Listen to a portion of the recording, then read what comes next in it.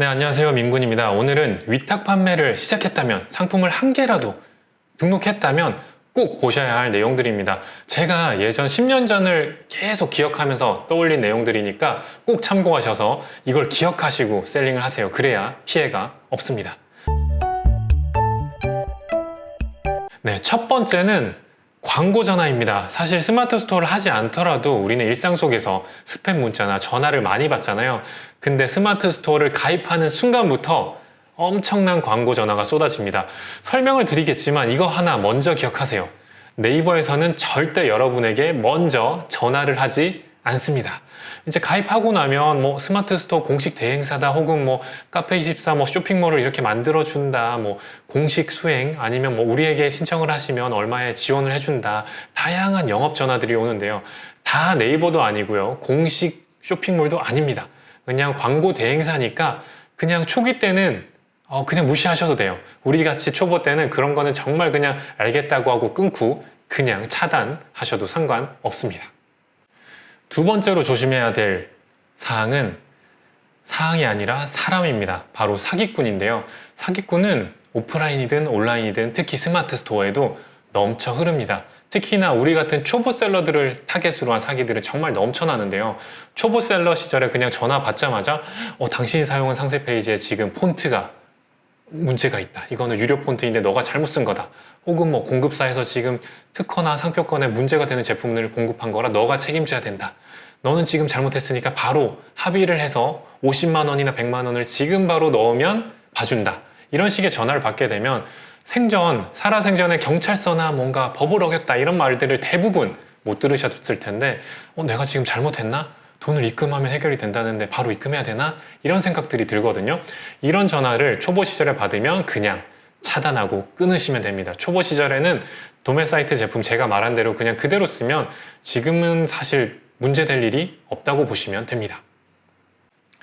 네, 세 번째로 주의해야 될 사항은 상표권입니다.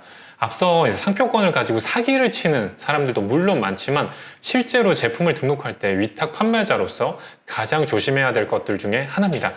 대표적으로 상표권이 문제가 될지 안 될지 알아볼 수 있는 사이트가 특허청에서 운영하는 키프리스라는 사이트인데요. 제가 화면에서 직접 한번 들어가 보도록 하겠습니다. 키프리스라고 검색하시면 이렇게 사이트가 바로 뜨죠. 이렇게 창으로 들어가시면 특허 정보 검색 서비스 키프리스라고 이렇게 사이트가 뜹니다. 대표적으로 제가 상품을 등록할 때 헷갈렸던 것 중에 하나가 포스트잇이었거든요. 한번 검색을 해볼게요.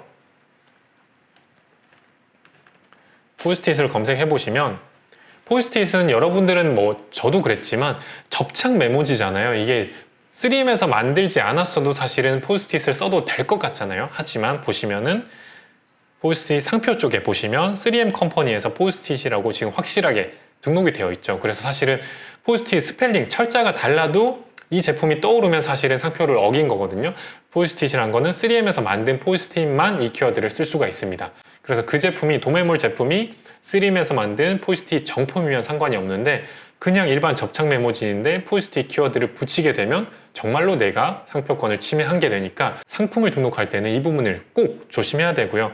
하나 더 예를 들자면 제일 많이 나오는 게 벨크로 테이프, 벨크로 소위 말하는 찍찍이 테이프, 이것도 사실 글로벌 상표권이 등록되어 있다 보니까 저 같은 경우 G마켓에서 몇 번 소명 요청을 받았었거든요.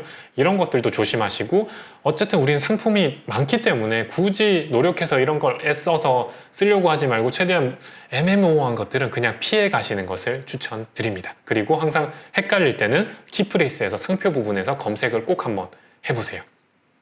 네 번째로 주의해야 될 사항은 바로 판매 가격입니다. 당연히 우리는 마진을 남기는 게 먼저겠죠. 그래서 판매가도 역시 손해보지 않게 책정하는 게 중요한데 그러다 보면 나도 모르게 실수하는 부분이 꼭 하나 있습니다. 그게 바로 부가세인데요. 도매몰마다 특색들이 있어요. 보통은 대부분이 이제 부가세 포함가라고 나타나 있는데 어떤 도매 사이트들은 실제로 결제 단계에 가야 부가세 포함가가 나타나기도 합니다. 그래서 보이는 가격만 보지 말고 이 도매 사이트에 나와 있는 이 제품의 가격이 부가세 포함가인지 아닌지를 꼭 체크하시고 등록을 하셔야 합니다. 네, 다섯 번째로 신경 써야 될 사항은 결제 방법입니다. 당연히 카드로 결제하시면, 제품을 살 때 카드로 결제하시면 다 기록이 남고 증빙이 되니까 문제가 없는데 현금으로 입금했을 때는 꼭 현금 영수증을 받으셔야 돼요. 제 영상을 보셨으면 아시겠지만 결제할 때 제가 꼭 현금 영수증을 받으라고 했죠. 당연히 사업자가 있다면 세금 계산서를 받지만 저희는 그게 없이 진행을 했다 보니까 현금 영수증을 꼭 받아서 증빙 처리를 하시길 바라겠습니다. 네, 6번째로 신경 써야 될 사항은 배송지 주소입니다. 주소야 뭐야 그냥 넣으면 되는 거 아니야 라고 생각할 수도 있는데 실제로는 소비자들이 내 주소를 입력할 때 그냥 다다다닥 치다 보니까 가끔은 외계어라던가 특수 문자가 들어갈 수가 있거든요. 이런 문자들 때문에 도매처에 가끔 주문이 아예 안 들어갈 때도 있고 들어가서도 오류가 발생할 수가 있어요. 그래서 불필요한 부분들은 꼭 체크하시고 제대로 주소 형식을 띠고 있는지 확인하시고 주문을 넣으시기 바랍니다.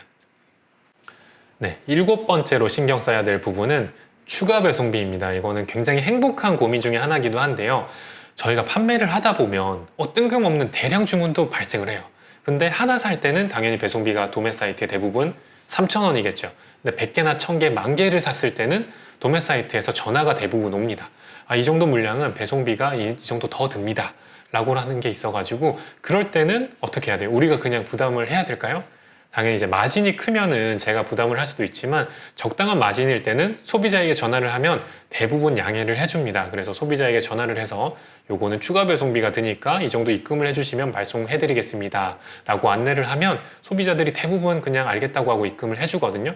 이렇게 추가 배송비를 꼭 받으시는 것도 중요하고 제주 지역이나 도서 산간 지역은 기본적으로 추가 배송비를 받도록 세팅이 되어 있지만 혹시나 못 받는 걸로 나와 있다면 이것 역시도 전화를 해서 꼭 받으시길 바라겠습니다. 네, 8번째로 조심해야 될 부분은 배송 메모 부분입니다. 사실 이 배송 메모 부분은 택배 기사님들이 대부분 보는 내용들인데요. 근데 우리 판매자들이 이 부분을 조심해야 될 이유는 사실은 기사님들에 대한 내용이 아닌 우리에게 요청을 하는 내용들이 꽤 많이 들어있기 때문입니다. 이를테면 제품을 꼭 블루 색상으로 보내주세요. 이런 내용들이 있었음에도 불구하고 레드로 보내면 소비자와 나중에 싸움이 발생할 수도 있거든요. 그래서 이런 요청사항들을 최대한 반영해주는 게 판매자로서 좋겠죠. 그래서 단순히 그냥 배송 메모를 기사님 보시겠지 하고 전달하는 게 아니라 소비자가 무엇인가를 원하지 않았나 체크하는 습관을 들이시는 걸 추천드리겠습니다. 네, 오늘 영상이 도움이 되셨다면 구독과 좋아요, 알람 설정까지 부탁드리겠습니다. 그럼 또 저는 다음 영상에서 뵙겠습니다. 감사합니다.